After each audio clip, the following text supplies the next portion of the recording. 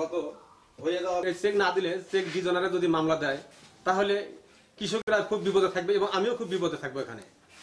তাই সরকারের হস্তক্ষেপ করছি, যত তাড়াতাড়ি সম্ভব আমাদের চেকগুলো যাতে উদ্ধার করে দেয়। সদর মালিবাড়ি ইউনিয়ন থেকে 56 জন কৃষক উগ্র ব্যাংক থেকে লোন নিছি, প্রায় 1 লক্ষ টাকা করে। 6 মাসি মেয়াদি। আমরা ওই টাকাগুলা শোধ করে দিছি। আমাদের ডকুমেন্ট ছিল তাদের কাছে, স্টাম্প, ব্ল্যাঙ্ক চেক, ওগুলো শোধ করে দেওয়ার পরে ওরা আমাকে 7-8 মাস থেকে ঘুরেতেছে, আমাদের ওগুলা কাগজপাতি ডকুমেন্ট দিতেছে না। আমরা খুব হতাহতের মধ্যে আছি, খুব দুশ্চিন্তায় আছি, খুব ভয়ে আছি। কি চান? আমরা চেকগুলো ফেরত চাই, আমাদের ডকুমেন্টগুলো ফেরত চাই।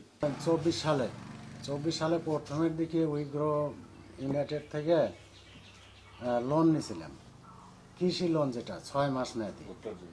সেখানে আমি 1 লক্ষ টাকা লোন নিয়েছিলাম।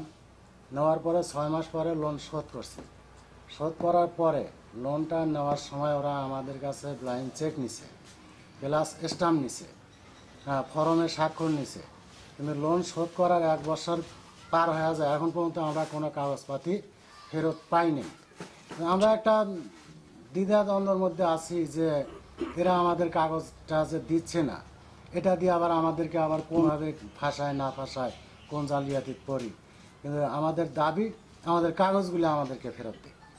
উইগ্র লিমিটেড থেকে আমরা লোন নিয়েছিলাম 1 লাখ টাকা, এবং সেখানে চুক্তিবদ্ধ ছিল ব্ল্যাঙ্ক চেকের মধ্যে আমার সইটই নিচে নেওয়ার পরে সেই 6 মাস পরে সুদ সহ আমরা টাকা ফেরত দিই।